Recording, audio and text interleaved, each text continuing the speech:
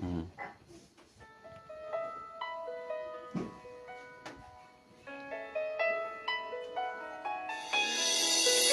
Isang mapagpalang hapon sa ating lahat, mga kapatid natin sa pananampalataya kay Kristo ng mga Seventh-day Adventist believer. Tayo po ay nagpapasalamat sa Diyos sa hapon na ito na muli ay tayo po ay makapag-aaral ng kanyang mga salita. At ang ating pong pag-uusapan sa oras na ito po ay prophecy about sa the sign of God and the mark of the beast, no? Sapagkat ito po ay napapanahong mensahe na dapat nating malaman sapagkat nalalapit na pong dumating at maganap ang hula sa Revelation chapter 13 patungkol sa pag-enforce ng mark of the beast, no? At sa oras pong ito at bago tayo tuluyan na magpasimula at mag-opening prayer ay nais ko pong batiin ang ating mga kapatid na nakatune in na ngayon. Una po sa aking babatiin ay walang iba kundi si Sister Princess Asitura at kayo din kay kapatid na Putput at kay kapatid na Netbon. Okay? At maya-maya atin pong babatiin ang iba, no? Kaya hindi po tayo magtatagal at paumanhin na po dahil na late po tayo ng 4 minutes at hindi po tayo nakapangaral sa public dahil ang panahon po namin ngayon ay pabugso-bugso yung ulan, no?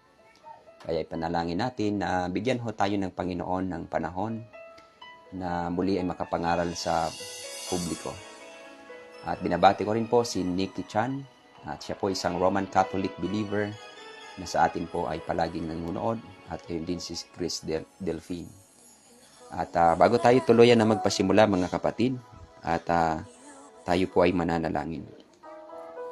O mapagpala naming Diyos, maraming salamat Ama sa oras na ito na kayo po ang Panginoon na gumagabay at nag-iingat sa iyong bayan sa huling panahon na ito. Kami po ay dumadalangin, nawa Panginoon ay tulungan niyo po kami sa pamamagitan ng patnubay ng inyong banal na Espiritu. Nawa ay maalaman po namin ang patungkol sa mga aklat ni Juan na inyo pong ipaaninaw sa Kanya upang iparating sa inyong bayan sa lalong madaling panahon.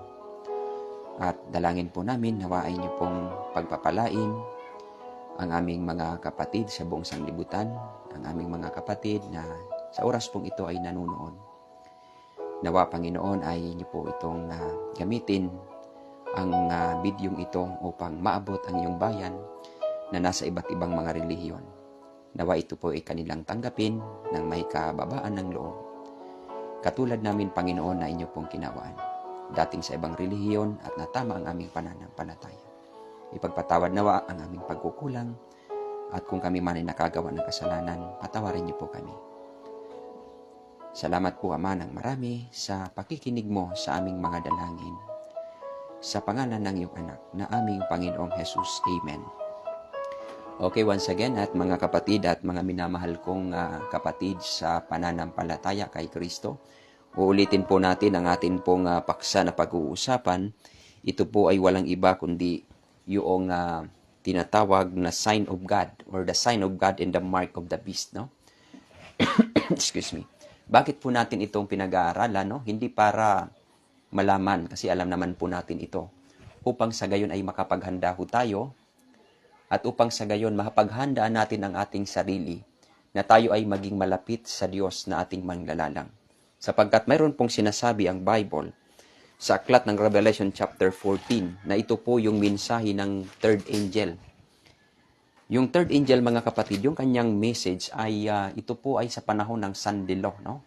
Na kung ating babasahin sa verse 9 ng kapitulo 14 ng Apokalipsis na ganito ang sabi, ang ibang anghel, ang pangatlo, ay sumusunod sa kanila na nagsasabi ng malakas na tinig kung ang sino man ay sumamba sa hayop at ang kanyang larawan at tumanggap ng tanda sa kanyang noo o sa kanyang kanang kamay, ay iinom din naman siya ng alak ng kagalitan ng Diyos na nahahandang walang halo sa inuman ng kanyang kagalitan at siyang pahihirapan sa apoy at asopre sa harapan ng mga banal na anghel at sa harapan ng kordero. So ito po'y warning ng third angel na tumutukoy sa messenger in the last days na Seventh-day Adventist believer na siyang mangangaral ng huling sigaw, loud cry, patungkol sa napapanahong mensahe. Na ano daw mga kapatid, na kung sino ang tatanggap ng tanda ng hayop ay iinom din naman ng puot ng kagalitan ng Diyos. Sapagkat ito ang mangyayari sa panahon ng kawakasan bago mag-close of provision, ay ipapangaral yung angkop na aral sa huling panahon patungkol sa batas ng Diyos, at mayroon ding batas na counterfeit ang Diablo through the Antichrist, the papacy, the sea beast. At ito po yung i-enforce ng land beast, the United States of America, kasama po yung mga apostate Protestantism, na ibibigay at ipipilit na tatanggapin ng tao, no? Or ipapasamba sa tao. At ang magiging ang magiging kapalit ng pagtanggap ng marka ng halimaw or tanda ng halimaw, ito po yung puot ng Diyos. Kaya nga sabi ng anghel, nananawagan yung three angels messages, yung pangatlong anghel, na ano ang sabi niya, na nagsasabi na kung sino man ang sumamba sa hayop, mayroon po siyang paalala, warning, na kung sino man ang sumasamba sa hayop at tatanggap ng tanda, ay iinom din naman ng kagalitan ng Diyos. Ito po yung kagalitan ng Diyos na binabanggit sa Apocalypse chapter 16, na kasama sa 7 last plagues, na magkakaroon ng mga hubag, mga sugat na nagnanaknak ang katawan ng tao na mayroong tanda ng halimaw, at sila po yung tatanggap ng kagalitan ng Diyos. Kaya ngayon ating pinag-aaralan kung ano ito, no? Lalong-lalo na po kung kayo po ay may mga kaibigan na nasa iba't ibang relihiyon na naghahanap ng katotohanan, ay atin po itong i-share mga kapatid, sapagkat ito po ay napapanahong mensahe. Kaya ngayon mga kapatid, titingnan natin ang Bible. Uunahin natin yung sign of God. Sa Bible, yung tatak ng Diyos, ito po'y merong dalawang uri. Una, ito pong binabanggit sa aklat ng Epeso, Kapitulo 1, ang talata ay 13, na ganito rin ang ating mababasa, no? Ephesians chapter 1, verse 13, na ganito ang sabi, na sa Kanya kayo rin naman, pagkaranig ng aral ng katotohanan ng Ebanghelyo, ng inyong kaligtasan, na sa Kanya rin naman ay mula kayo'y magsisampalataya, ay kayo'y tinatakan ng Espiritu Santo na ipinangako ng Diyos. So, meron palang una na binabanggit dito sa Biblia, na sinabi ni Apostol Pablo sa aklat ng unang Epeso Kapitulo 1, ang versikulo ay 13, na mayroong palang tatak ng banal na Espiritu. At yung pangalawa mga kapatid na ating mababasa sa Old Testament, sa aklat ng Ezekiel. Sa aklat ng Ezekiel chapter 20, verse number 12, na ganito ang sabi, bukod dito'y ibinigay ko rin naman sa kanila ang aking mga sabat, upang maging tanda sa akin at sa kanila, upang makilala na ako ang Panginoong nagpapaging banal sa kanila. So una dito sa verse 12 ay makikita natin na ito pong tanda na binabanggit dito ay walang iba kundi yung Sabat, ang dahilan upang makilala yung Diyos na tunay na gumawa ng langit at ng lupa. Na makilala ang tunay na Diyos na gumawa ng langit at ng lupa. At sa verse 12, ganito ang sabi, sa verse 20, at iyong ipangilin ang aking mga Sabat, at ito ay magiging tanda. Pansinin natin yung word na magiging tanda sa akin at sa iyo, upang inyong malaman na ako ang Panginoong ninyong Diyos. So dito naman ay ito ay magiging tanda ng Diyos sa kanyang bayan. Ibig sabihin tatak or pagkakilanlan ng Diyos sa kanyang bayan bilang magpagmamay-ari niya. Kaya nga mga kapatid, yung pagmamay-ari ng Diyos in the Old Testament, yung word na chosen, pinili or elect, tumutukoy sa Israel na pagka ito po ay Sabat na, kanilang inaalala ang Diyos bilang lumalang ng langit at ng lupa. Kaya nga ito pong Sabat, ito po'y memorial of the creation, memorial of redemption, at ito po ay tanda ng Diyos sa kanyang bayan. Kaya nga naman mga kapatid, kung titingnan natin sa tatak ng banal na espiritu at sa tatak na tinatawag na Sabat, titingnan natin ngayon ang Bible kung ano ang magiging angkop sa aklat ng Revelation 13 na ating pag-uusapan. Okay? So ngayon mga kapatid, ang mga kaibigan, kung ating titingnan ang Revelation chapter 13 verses 15, 16, 17 at saka 18, kung alin po ba dito ang issue na kung ito po ba ay Holy Spirit ang itatatak or yung Sabat. Kasi marami pong iba't ibang pananaw, lalong-lalo na po sa ibang relihiyon, ayaw nila yung Sabat kasi yung tatak daw ng Diyos is Holy Spirit. Ay hindi naman masama yung Holy Spirit sapagkat yung Holy Spirit naman, siya nga po yung magtatatak sa bawat tao na siyang magtatagumpay sa huling panahon. Kaya kung titingnan natin sa verse 15 ng Revelation chapter 13 na ganito ang sabi, at siya'y pinagkalooban makapagbigay ng hinanga sa larawan. Sino yung binigyan ng kapangyarihan na makapagbigay ng hininga sa larawan? Walang iba kundi yung second beast or the land beast na tumutukoy sa United States of America upang ang larawan ng hayop ay makapangusap at maipapatay naman ang lahat na hindi sumamba sa larawan ng hayop. Sa verse 16, at ang lahat, maliliit, malalaki, at mayayaman, at mga dukha, at ang mga laya, ay ang mga alipin ay pinagbigyan ng isang tanda sa kanilang kanang kamay o sa noo. So kung titingnan natin, mga kapatid, sa issue po ng Revelation 13, ay hindi ho ito kailanman kung ano-anong mga or gawain ng hindi nakikita, no? Or sabi natin gawain ng espiritu na kasi ating kino-compare yung espiritu ba or yung Sabat kasi ito kasing beast, itong sea beast, meron kasi siyang batas na counterfeit doon sa Sabat ng Diyos, no? At yung kanyang Sabat tumutukoy sa kanyang authority na bilang pagkilala sa kanya bilang Diyos na nagki-claim na Diyos or Antikristo. Kaya sa dito po sa ating pagbabasa mga kapatid, ay maliwanag na kung mayroong mang angkop na binabanggit dito na tanda ng Diyos na bilang parallel dito sa counterfeit na tanda, walang iba kundi ito po'y Sabado, no? Kaya maliwanag na itong Sabat, ito po yung tunay na tanda na itatatak ng Diyos sa bayan niya upang sa gayon ito po ay magsisilbing tatayo or magtatagumpay during sa tinatawag na persecution or the trouble. Sabihin na lang natin the trouble. At ngayon mga kapatid at mga kaibigan, kaya sa madaling sabi or sa pinaka maikling paliwanag, kung mayroon mang tatak or tanda ang Diyos sa kanyang bayan, ito po ay walang iba kundi yaong Sabat. Kasama po dito yung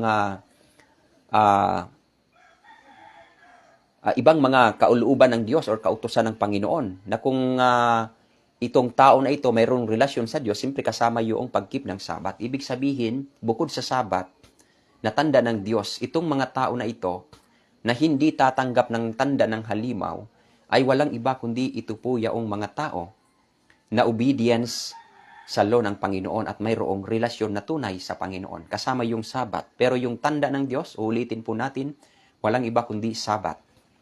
At doon po tayo sa Mark of the Beast, no? Kaya nga, mayroong isang katanungan sa akin na sa ating pangangaral nung nakarang araw, na sabi niya, brother, mayroong bang sa Bible na nakabutang or nakalagay na yung Mark of the Beast ay nakasulat sa Bible? So, ang sagot po natin dyan, ito nga yung ating topic, na wala pong word for word na mababasa sa Biblia na yung Mark of the Beast, which is the Sunday, no? Kasi hula po ito hula sa madarating. Kundi mayroon po tayong binabatayan bilang evidence na kung mayroon mang Mark of the Beast or tanda ng hayop na kanyang i-enforce na ipapipilit na tatanggapin ng tao, ito po'y walang iba kundi yung Sunday sacredness. Paano natin nasabi? Ito po'y galing sa kanilang sulat at palagin po natin itong binabalik-balikan. Hindi lang siguro mga 100 times, mahigit na po at atin na po itong napakinggan sa iba't ibang mga evangelist na ganito ang sabi. The Catholic Record, September 1, 1923. The Sunday or Sunday is our mark. Pansinin natin ha, yung salitang mark of authority. The church is above the Bible. Kaya nga sila ay hindi nagpapasakop sa Biblia dahil mas mataas sa kanila ang church, sila ang masusunod kaysa Biblia. Kaya yung tanda, base po sa kanilang aklat na kanila itong tinanggap at sa kanila mismo nanggaling na yung Sunday ay kanilang tanda ng kanilang otoridad. Kaya itong tinatawag na Mark of the Beast na i-implement sa buong sanglibutan sa lahat ng tao na kahit sa ayaw mo o hindi, or sa ayaw mo or tatanggapin mo, wala ditong tinatawag na ayaw mo, talagang ipipilit talaga ito sa tao. Mandatory ho ito na darating na walang iba kundi yung pagtanggap ng tanda ng hayop.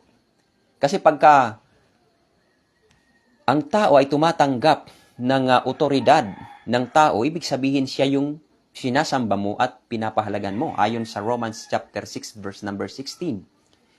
Kaya maliwanag at malinaw na binabanggit ng Bible na kung mayroon mang tanda na i-implement ang land beast, the United States of America, ito po yung walang iba kundi batas ng papacy, no? Kaya nga kung paano natin nasabi in the book of Daniel chapter 7 verse 25, nahula na po ito, no? Nasabi po doon, and he shall speak against the Most High. Magsasalita siya laban sa katastaasan at kanyang papahirapan ang banal ng katastaasan at kanyang tatangkain, babaguhin ang mga panahon at kautusan. Kaya nga, hindi lamang po ang araw ang kanyang binago, kundi kautusan. Tingnan mo ngayon, sa ating mga kaibigan na Roman Catholic believer, sila po yung nagpasimula yung 12 midnight to 12 midnight, di ba? 12 midnight tapos umaga, para sa kanila ganun ang pagbilang. Kaya nga 24 hours, 12 midnight yung pagbilang ng araw sa kanila. Oo, kaya nga ito po isang sa katunayan na hindi lamang ang kautusan ang kanilang tinangkang baguhin, kundi yung pagbibilang ng araw. Kasi sa Bible, kung titingnan natin in sa creation, in the evening and the morning was the first day. Sa kanila, 12 midnight, at saka pag 12 naman ng sa susunod naman na araw, 12 midnight to 12 midnight. Kaya nga, maraming mga, kahit na SDA, mga kapatid, minsan tayo po ay, kung sa baga, naliligaw, or minsan nakakalimutan ng iba, na katulad na halimbawa noong nakaraang December 31, yung ibang mga SDA na nakaugalian na kanilang na-inherit sa kanilang mga ninuno, na aantayin pa yung 12 bago para sa kanila ay bagong taon. Pero kung titingnan natin yung Bible, ay sunset pa lang, bagong taon na, no? Para sa atin na mga SDA or Seventh-day Adventist. Kaya malinaw at maliwanag na binabanggit ng Bible na itong Mark of the Beast na ipipilit na dapat tanggapin ng tao sa buong sanglibutan. Ito po yung Sunday Sacredness. At ito pong nangyayari sa panahon natin ngayon, ito po'y may kinalaman sa nangyayari. At ang mga nangyayari sa kapanahonang ito, yung vaccine, kahit na yung vaccine mga kapatid at mga kaibigan, may kinalaman po dyan yung Papa ng Roma. At yung nangyayari sa atin dito na mga lockdown at kung ano pa man na mga nangyayari bilang katuparan din ng Luke chapter 21 verse 11 na sinasabi ni Kristo na mga pestilence.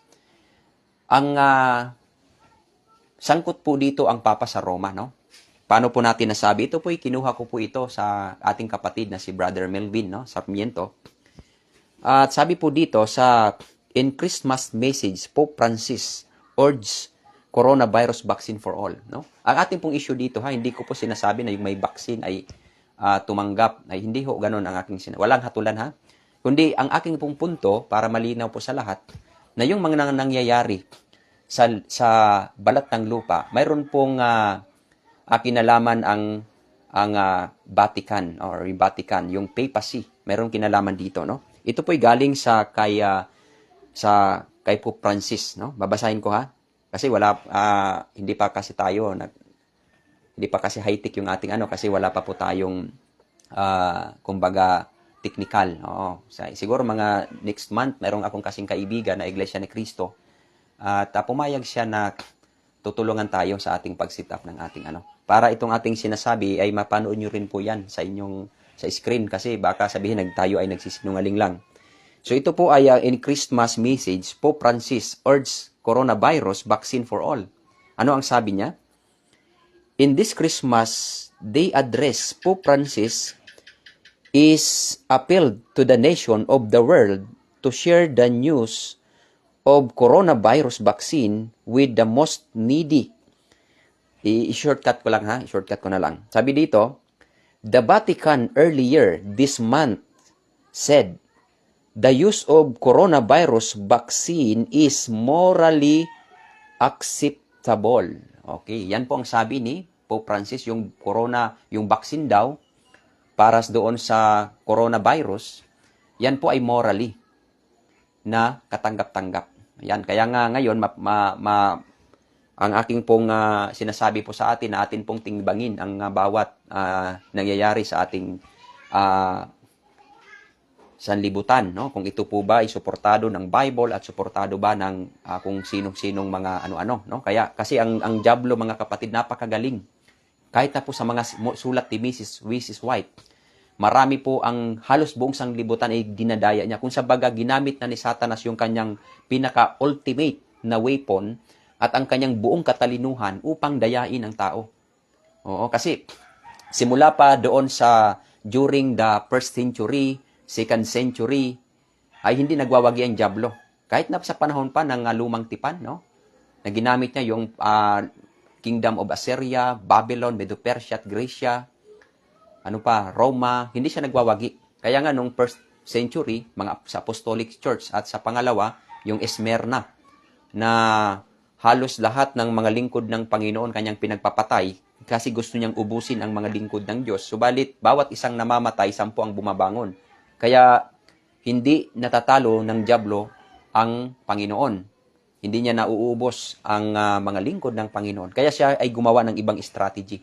Kaya pagdating, mga kapatid, sa tinatawag na the corruption, no? Yung panahon ng church na spiritual corruption nung 313 AD to 530 AD, nagsimula po na unti-unting mawala yung aral ng Diyos. Dahil yung pagan at saka Kristiyano pinagsanib, pinag-aasawa, hanggang na hindi na malaya ng Christianity. Yung mga Sabbath keeper, inalis yung Sabbath, pinalitan ng Sunday.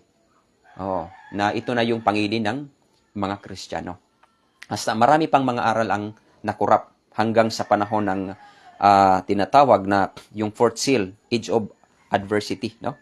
Hanggang sa panahon natin ngayon. Kaya naman, dito po ay si Satanas ay gumagawa ng iba't ibang kapamaraanan kasi iba't ibang kanyang ginagawa na kapamaraanan. Hindi talaga niya matatalo ang mga lingkod ng Diyos or ang Diyos mismo, ang kanyang bayan. Kasi mayroong mga nalalabi na tumatayo sa katotohanan. So ngayon, mga kapatid, ang ultimate weapon, ito po'y ipinauna ng sabihin sa atin ng Diyos. Kasi yung third angel's message, yung kanyang message, mga kapatid, yung kanyang warning sa buong sanglibutan. Kasama po yung mga SDA kasi marami pong nasa loob ng bayan ng Diyos ang hindi sumusunod sa kung ano ang sinabi ng Panginoon. Paano natin nasabi, Brother Jonald? In the Old Testament, alam natin, di ba, sa panahon na matapos pinalaya ang bayan Israel doon sa pagkaalipin sa Ehipto, ibinigay sa kanila yung kautusan sa Mount Sinai. Si Moses ay lumakbay doon sa Mount Sinai. Hindi pa siya nakabalik. Pero ano ang ginawa ng mga Israelites or bayan ng Diyos, yung pinili? Kasi hindi pa nila na nakikita na bumabalik si Moses. Gumawa sila ng guya. Rebultong guya. Ang kanilang mga alahas ibinigay nila kay Aaron. Si Aaron mismo ang gumawa. Yung spokesperson ni Moses. So dyan, mga kapatid, makikita natin na hindi lahat na sa bayan ng Diyos ay tumatayo sa katotohanan. Only the prophets. Kaya nga, mga kapatid, sa panahong ito, kung bakit ito'y sinabi ng anghel, the messenger of God in the last days, dahil kasama po dito na may mga nasa loob or the chosen people of God na matatangay sa huling panahon. matatangay sa huling panahon at tatanggap sa mark of the beast. Paano natin nasabi? Kasi sa panahong ito, mga kapatid, kung tayo po na mga tao ay hindi ho tayo sanay sa at pagtitiis sa Diyos, tiyak na madadala ho ang tao. Kasi, una, papasin natin ha, kung ating ididiretso sa verse 17, na ano ang sabi, at huwag makabili o makapagbili ang sinuman, kundi siyang mayroong tanda sa makatuwid baga ay ang pangalan ng hayop. Pagka sinabing pangalan ng hayop, hindi ho pangalan na katulad sa pangalan natin, kundi ito ho ay authority ng papacy through the enforcer, the land beast, the United States of America.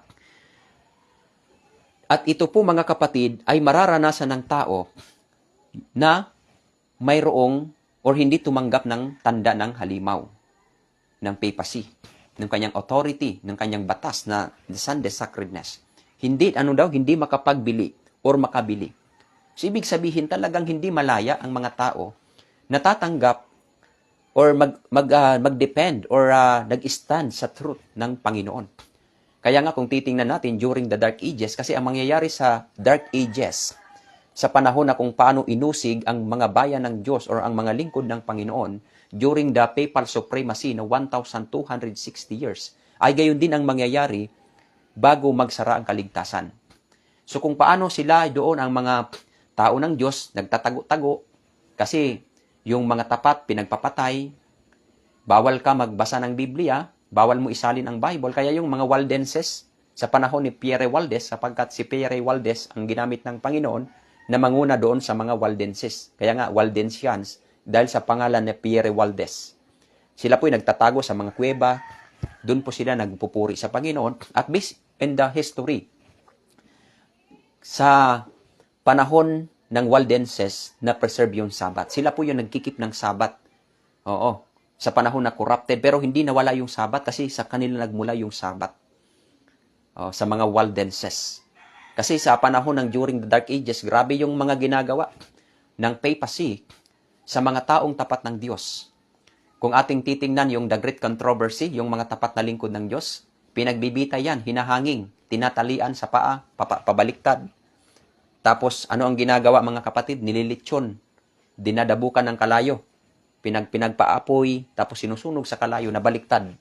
Kung sa bagay, yung ulo nasa baba, ang kamay nasa dito sa likod, tapos yung paa nakatali at ibibitay ka. Oo, parang tinapa tapos dadabukan. Ano ba yung term mama sa dabuk, mama? Yung dadabukan, yung yung ayun na lang bahala mga kapatid kasi mahirap pag Tagalog, no? Yung kung sa gagatungan ng mga kahoy, tapos yung apoy, masusunog yung mga lingkod ng Diyos. Ganun ka, grabe, yaong pinagdaanan ng mga lingkod ng Diyos during the tinatawag na Dark Ages, yung mga tao na tumatayo sa katotohanan. Kaya sa panahong ito mga kapatid, ang tatayo sa katotohanan, mahihirapan sila.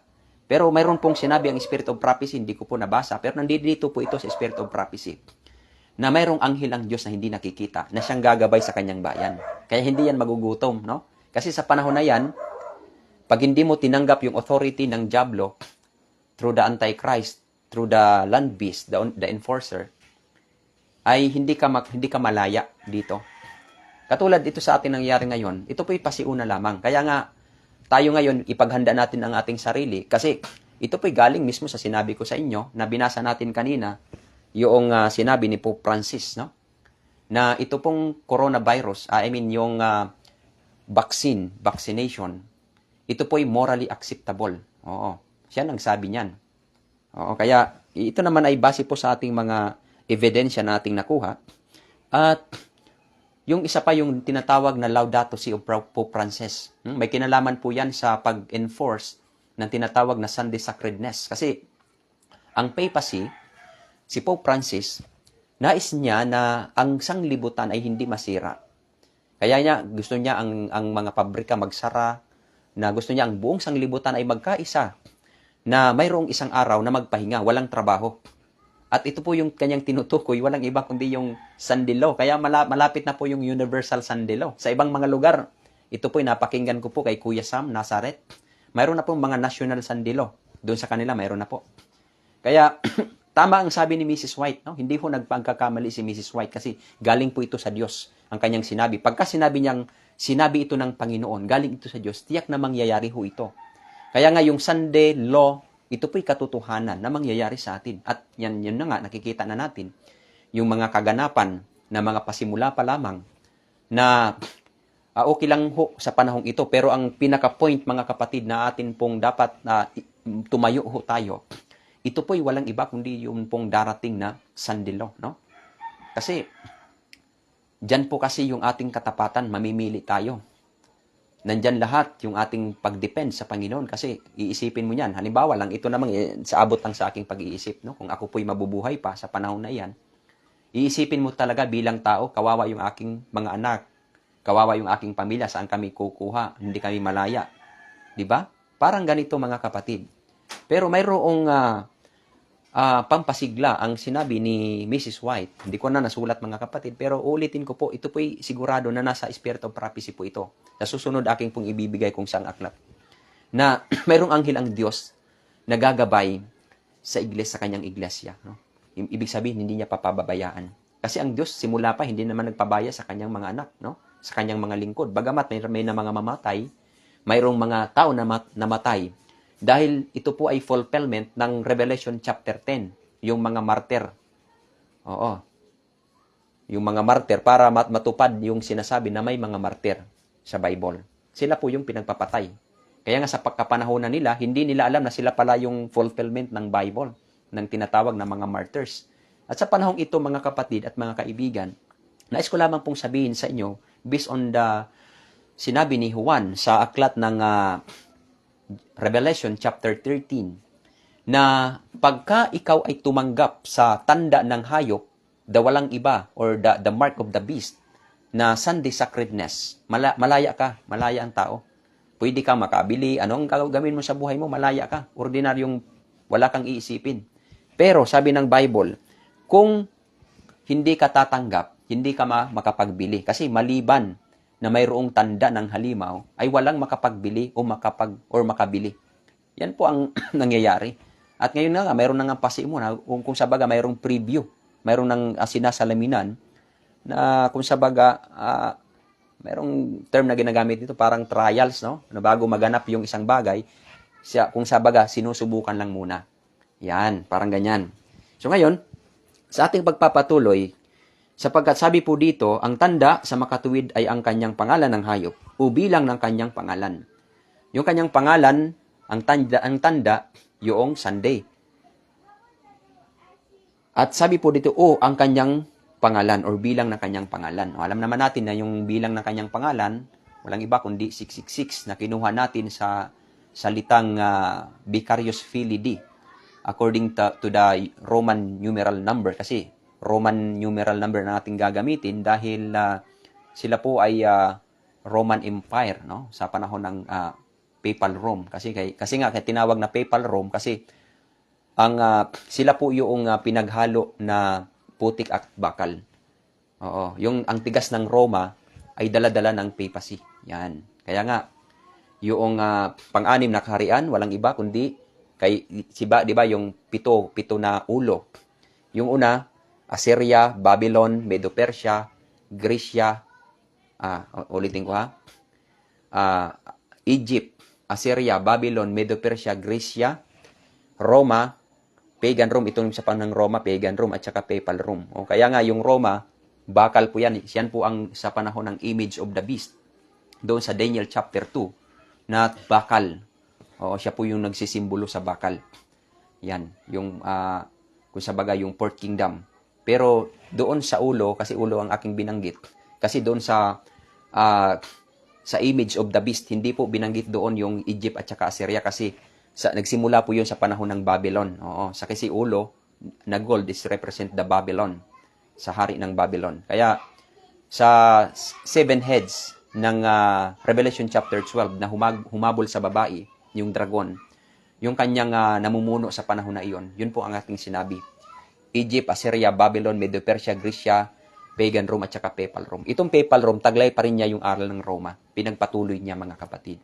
Kaya sa madaling sabi, bago magsara ang close of provision, sa buong sangkatauhan, ito pong ipapangaral ng Seventh-day Adventist believer ay walang iba kundi yung tinatawag na Sabat. Oo. Mismo po isasabi na sulat ni Mrs. White, maraming mako-convert sa iba't ibang relihiyon through Sabat. Oo. Kasi yung Sabat, mga kapatid, yan po ay pagkakilanlan or pag-alala na mayroong Diyos na lumalang. Oo. Diyos na lumalang ng langit at ng lupa at ng mga bukal na tubig. Pero yung Sunday, yan po authority ng papacy. Kaya yung Sunday, pagkatanggapin yan, ibig sabihin siya yung pinapahalaga ng tao. Siya. Yung papacy pag Sunday kasi authority na nila yan eh. Tanda nila yan.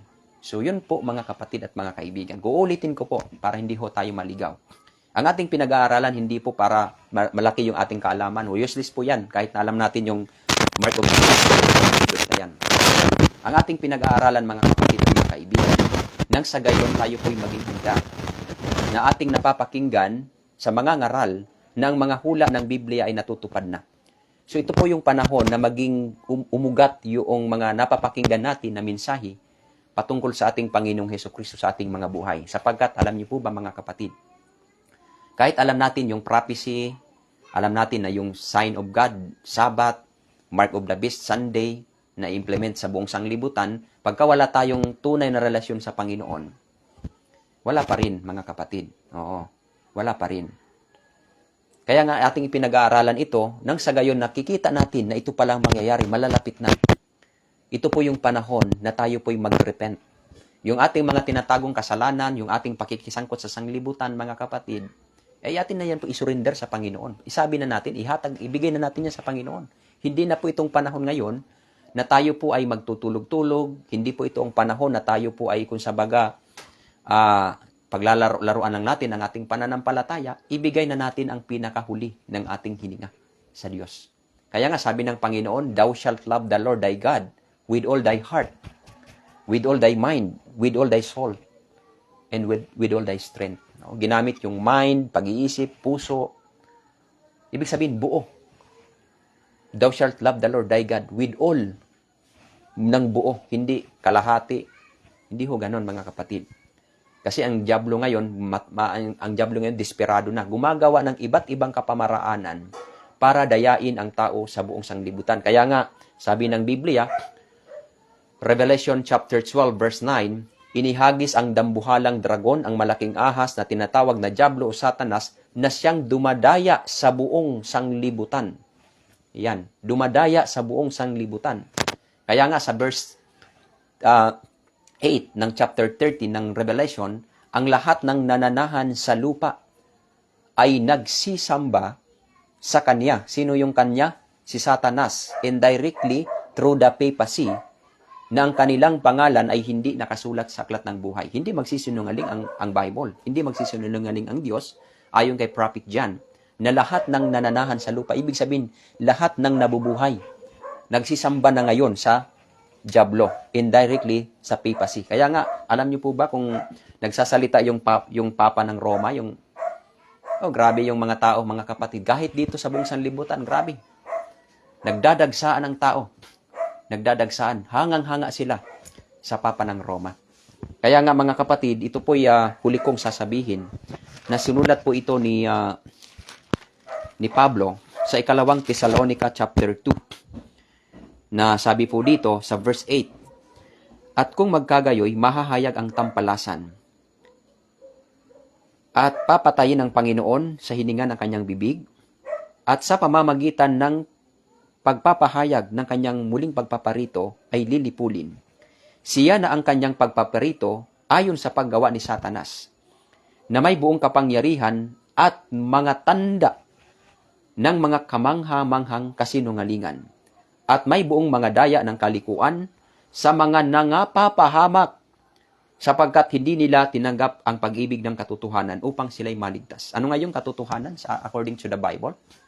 John chapter 17, verse number 17. Ang salita mo, O Diyos, ang katotohanan. Kaya, sinabi po ng Biblia, yung mga mapapahamak, yung hindi umiibig sa katotohanan para sila'y mga ligtas. Kaya nga mga kapatid at mga kaibigan ko, yung labanan ngayon sa panahong ito kasi lahat ng buong sanglibutan, mga Christianity, alam na ang Panginoong Hesukristo ang tagapagligtas. Walang makapagsasabi niya na hindi nila alam. Kaya kung titingnan mo ang mga Roman Catholic believer, kahit na yung mga pari ng Roman Catholic Church na ating mga kaibigan, mga pari, mga born again, lahat ng mga denominasyong kasama tayo, walang ipinapangaral yan ang kaligtasan si Kristo. Yan.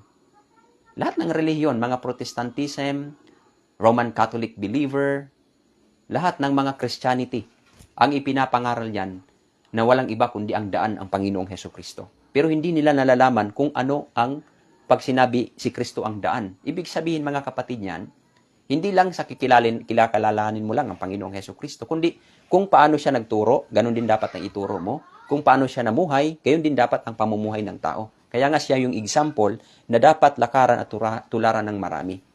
O, ganun po ang ibig sabihin nun. Paano ko po nasabi? Bago ako magtapos, bibigyan ko po kayo ng isa pang paliwanag para maliwanawan po tayo. Sa panahon ng ating Panginoong Hesukristo, mayroon ba tayong nababanggit dyan o nababasa man lang na sinabi ni Kristo, huwag kayong sumamba sa Diyos-Diyosan? Ginamit ba ni Kristo ang first to fourth commandments, yung summary ng 10 commandments? Wala. Wala kang mababasa niyan. Kaya nga, wala kang masabi na nag-utos si Kristo na ipangilin mo ang araw ng Sabat. Bakit? Ang tanong, bakit, Brother Jonal? Kasi yung mga Parisi, mga Eskriba, hindi sila manlalabag sa pag-ibig sa Diyos. Yung first to fourth commandment, sinusunod po ito ng mga Parisi. Pero nakikita ni Kristo na bagsak po sila pagdating sa pag-ibig sa kapwa.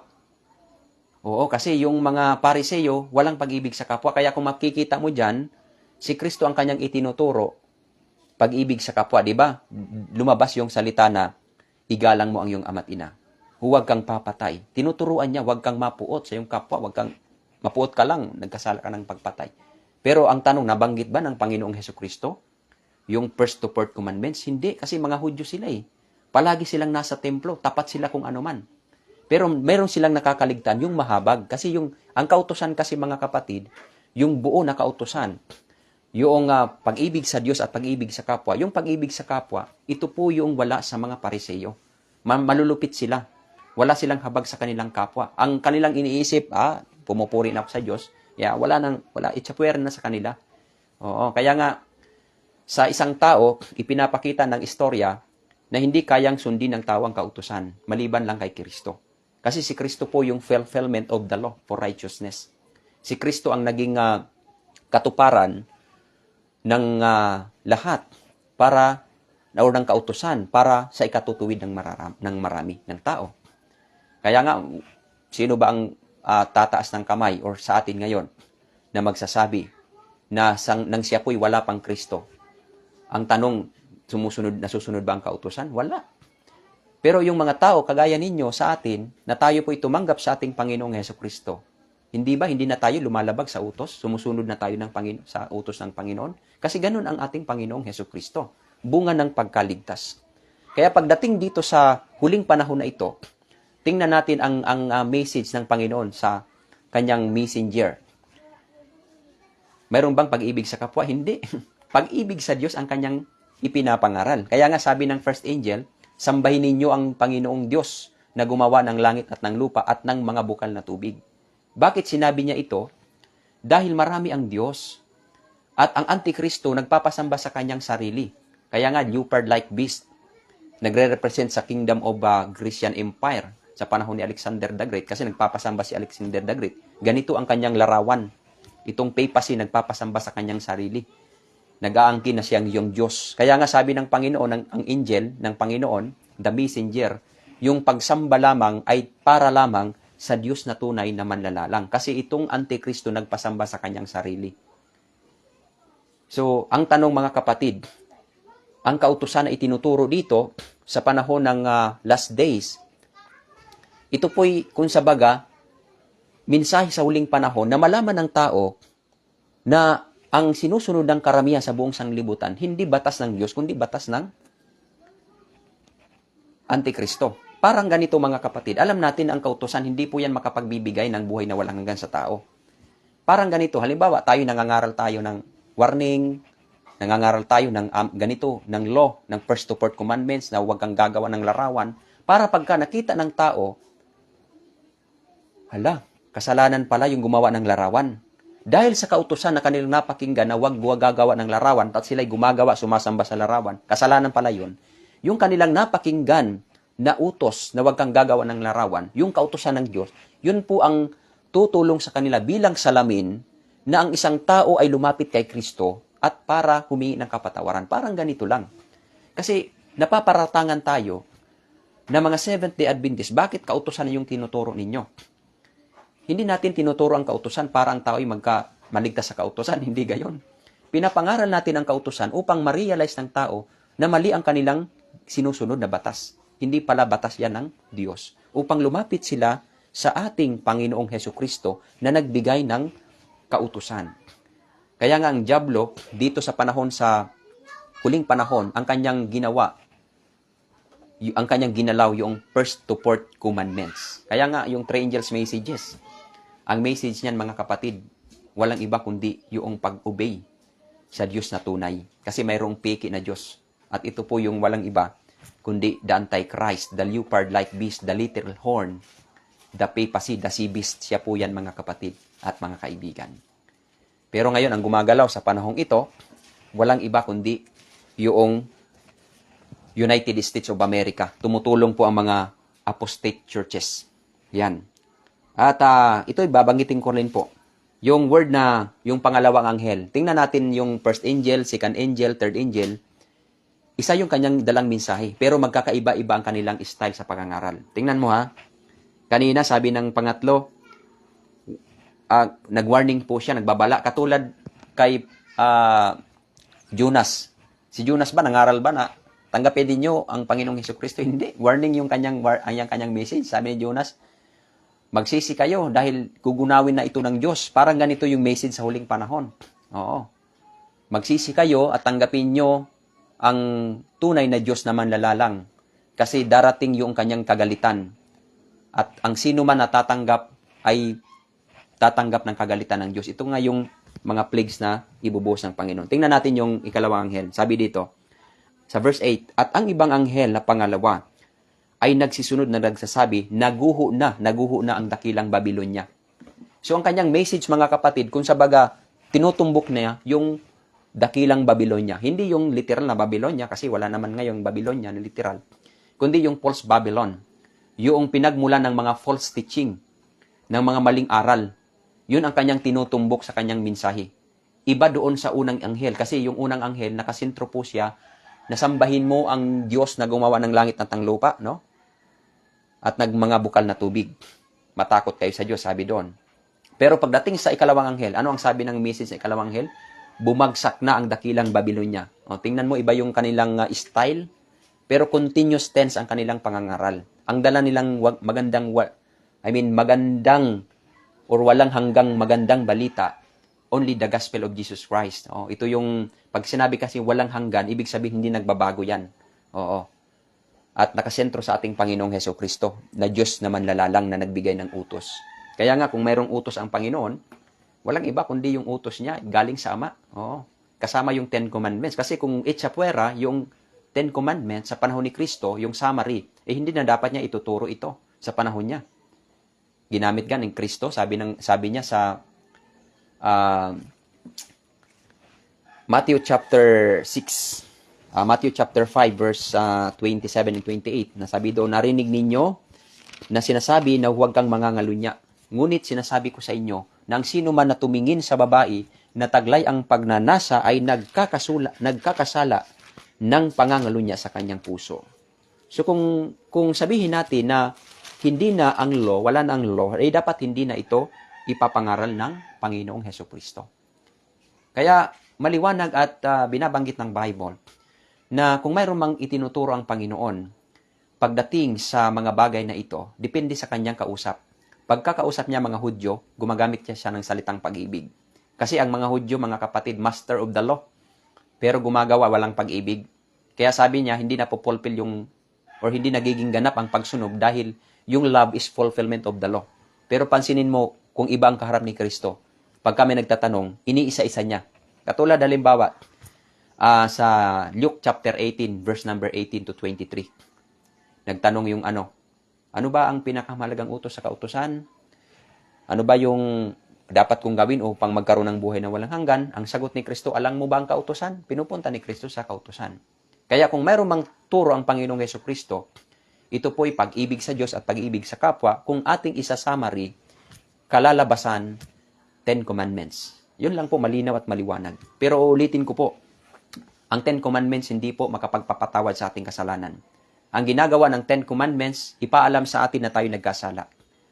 Pagka tayo lumapit kay Kristo dahil sa kautusan ng Diyos at hihingi tayo ng kapatawaran sa ating Panginoong Hesukristo, tayo'y patatawarin at tayo'y pinangakuan ng kaligtasan, ibig sabihin na ligtas sa pamamagitan ng pananampalataya. Ang isang taong totoong tumanggap kay Kristo at naligtas sa pananampalataya, hindi ho yan manlalabag sa utos ng Diyos. Ibig sabihin, totoong may pag-ibig sa Panginoon. Yun po mga kapatid ang katotohanan ng Biblia. Kaya tayo na mga Seventh-day Adventist, wag po nating sabihin, tumutupad kami sa kautusan ng Diyos para maligtas. Hindi ho ganon mga kapatid. No? Kung kayo man ay tumutupad sa utos ng Diyos or tayo man, ito po'y resulta ng inyong pagtanggap sa ating Panginoong Hesukristo, nagbunga ng pagsunod. So yun po ang maliwanag. Kaya ulitin ko po ang issue ng huling, yung tinatawag na huling panahon sa panahong ito na darating. Ako, hindi po ako magpre-predict kung kailan ito, pero sasabihin ko po sa inyo, tiyak na maaabutan ko po yung sandilo. Kung hindi ako kukunin ng Panginoon. Kasi malapit na ho, mga kapatid, yung Laudato Si, kung alam niyo po yan, mga kapatid, yan po ay may kinalaman, ang sentro po niyan, walang iba kundi sandilo, Sunday Sacredness. At mga kaganapan sa huling panahon na ito, ang mga kaganapan, yan po ay may kinalaman ang Papa sa Vatican, the Papacy. Yun po mga kapatid, kaya magtumayo po tayo sa anong katotohanan. Kasi ang totoong may Kristo sa buhay, tumatayo po yan sa katotohanan. Oo. Yan po mga kapatid at mga kaibigan ang reality. The Sunday Sacredness is the mark of the beast. Yan po ang katotohanan na binabanggit ng Bible. Bakit natin ito ipinapangaral? Dahil marami pong nasa loob ng iglesia na nagsasabi na wala ng mark of the beast. Oo, meron.